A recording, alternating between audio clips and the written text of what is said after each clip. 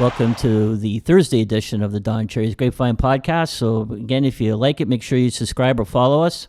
So Dad, everybody kind of knows you had two goalies in Boston. You had Jerry Cheevers and Jill Gilbert, but your first year, your backup goalie was Ross Brooks. I have a story. I knew we were going to talk about this, and I asked you to talk about him.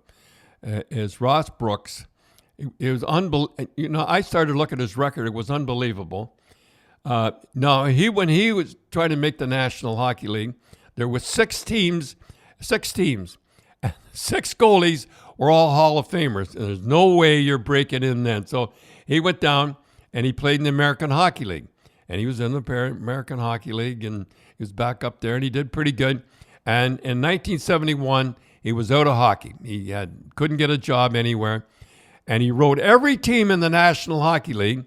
And the only one that answered him was Milt Schmidt of the Boston Bruins. So Milt brought him back, and then he put him down in Providence to play in Providence, and he was playing professional hockey, doing well down there. And then Jerry Cheevers jumped to the WHA. I think he went to Cleveland, and he jumped away. So now he brought up, and Jilly was the number one. Jilly Gilbert was the number one goaltender in Boston. And Ross was the backup, and happy as a lark. And then Jilly Gilbert got hurt, and Ross stepped in and won 14 straight games. 14 straight games, and I mean that is unbelievable. That's how good the goaltenders were back then. So then the next year he's unemployed again. But I have to tell you his record, which is unbelievable, that nobody ever mentions this, and I have to admit, I should have known more than anything. When he retired, this is his record as a goaltender.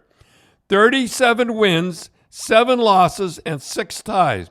That means in 54 games, he only lost 7 games. He only lost 7 times. And can you imagine? Well, why? You wonder why somebody wouldn't pick him up? I have no idea. I did not know this. But I remember he was the first Jewish goaltender, I think, that ever played, and he was playing great. He was quite proud that he was Jewish, and he was all the Jewish league and that around there. But can you imagine?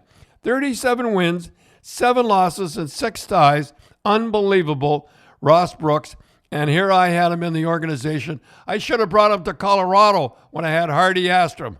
I remember we were talking about Ross Brooks, and I remember when you were with me in Boston, you remember his wife or something. Well, I remember. Now you can imagine, Mom and I. It's our first Boston Bruin game, and we're going in, and we've been. You're like me. You're minor leaguers. We're going into all these hot NHL wives and everything. Let's put it in perspective. In Rochester, you used to make the sandwiches. Yeah, I mean, And you remember in the sandwiches, you made them too damp.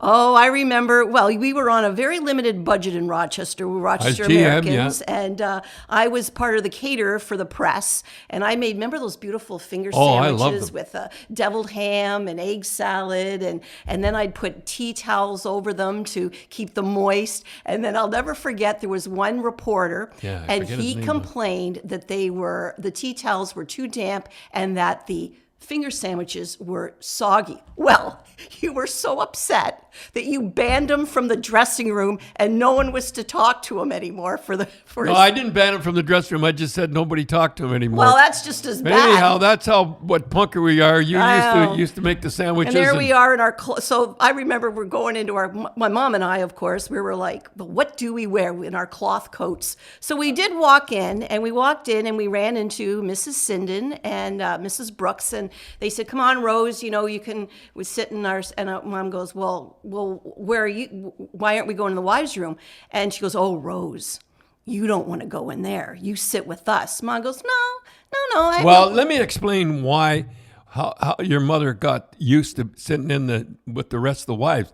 Is that I was a player, so she went into the players, with the wives, and then when I was in Rochester, I halfway through I must talk about that sometime. I got made coach, so she just stayed.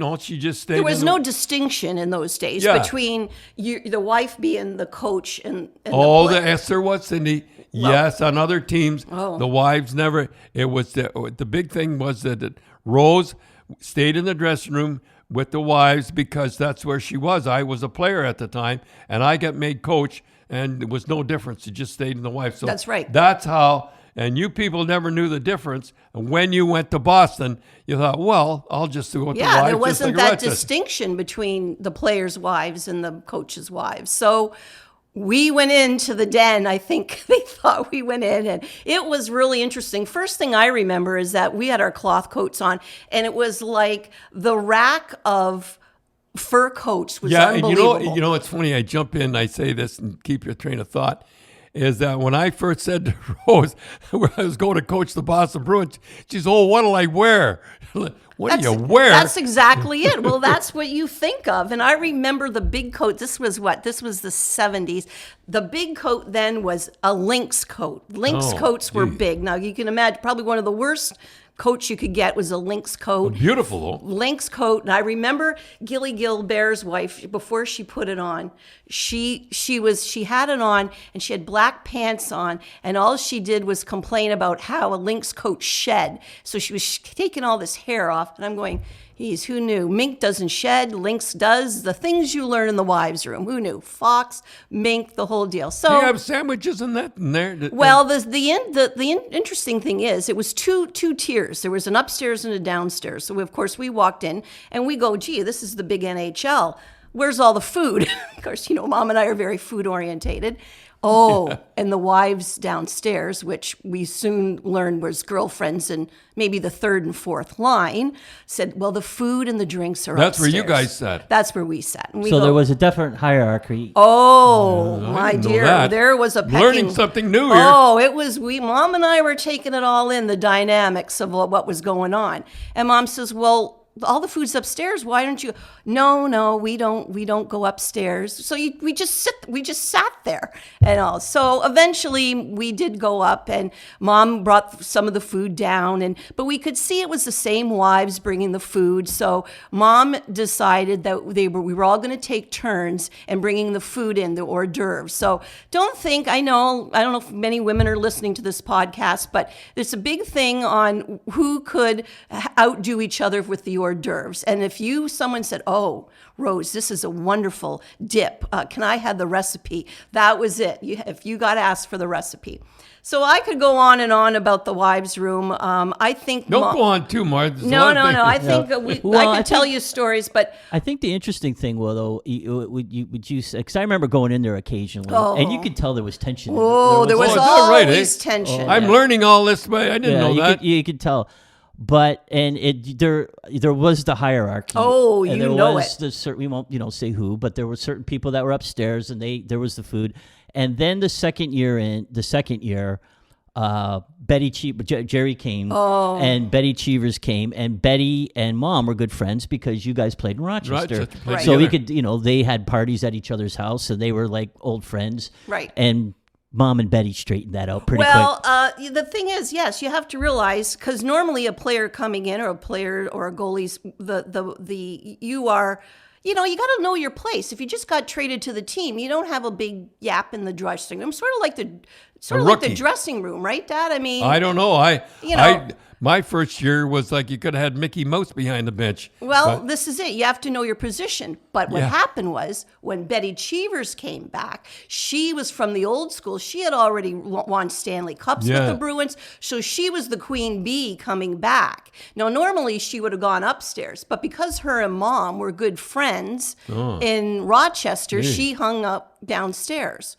So I don't know if you might edit this out or not. But don't tell one word. Don't name names. No, okay, okay, so it'll be, I won't name names, but not hard to figure out, but anyway. So we're sitting there, and there was two wives down below, and they were parlez-vouing in front of us. And every once in a while... Speaking French. Yeah, parlez-vouing, okay? And every once in a while you hear Cherry, and then you would hear Smutsy. So you knew they were talking about the team and us, and we had no idea. So Betty Cheevers looks at them and says, hey, you two over there, we don't speak French. She says, you speak English when you're in this room. Well, Mom and I just about died. I mean, we were like, so we go, that's And did they speak English? Of course they did. So once again, on the ride home with you, we get in more trouble talking to you on the ride home, and we told you what happened. And do you remember what you said to us, to Mom and I? I don't remember. You said, let me get this straight. You two stupos let them speak French in the wives' room when I don't let them speak French in the dressing room? Yeah. He goes, what is wrong with you people? I think you said you people again.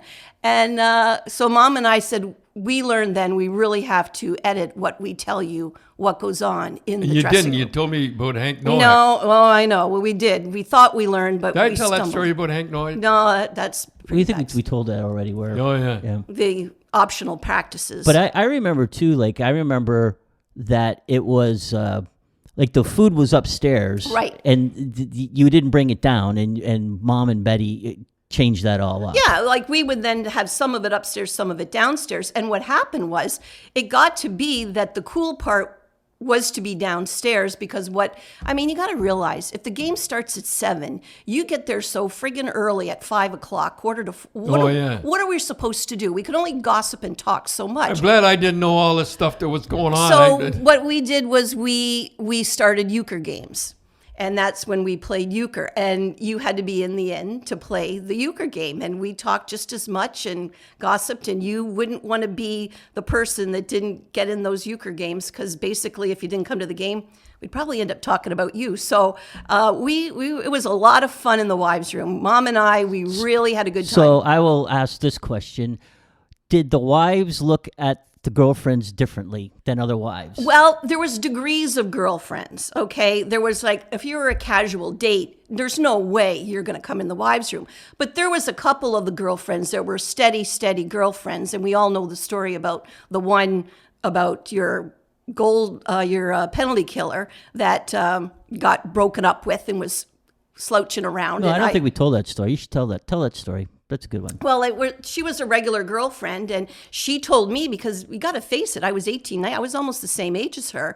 And she says, if he doesn't give me a ring for Christmas, I'm leaving and I'm going back home. She was Canadian. Oh, geez. I said, all right. So needless to say, if you don't get a ring, you get going home? engaged. Holy smokes. But, well, if he didn't say... Well, they were dating for a long time. They were dating, and she basically was saying... I'm glad I didn't know all that stuff that was going on. Well, I would have said... and basically, so she's saying if he doesn't ask me to marry him, then I'm leaving him. So first game back from Christmas, she's gone. I said, I guess she didn't get her ring and her diamond. So I remember a couple weeks later, you're sitting having coffee with Mom, and you're going on and on and on about your penalty killers. I don't know what's happening. They're scoring. And I said, well, I know what's the problem. I says, he's moping because his girlfriend left. You go, you mean to tell me we're getting scored on because he's moping around about some and I go, well, that's basically it. And I didn't say anything more, and within a month or two, she was back in the wives' room with a diamond ring. And he started to play better. And you didn't get scored on so much. I'm glad I didn't know this stuff that was going on in the wives' room, and I'll never ask you again, whatever happened in the wives' room. That's it. Well, Cindy, I think we better not get any more trouble because... No more trouble about the wives' rooms and stuff. I didn't know all this stuff, and I don't want to know anymore. Yeah. So I know at the start we were going to talk about Gilly Gilbert and the record that he still holds today in the National Hockey League, which is actually kind of mind-blowing. And we'll talk about Gilly Gilbert next week.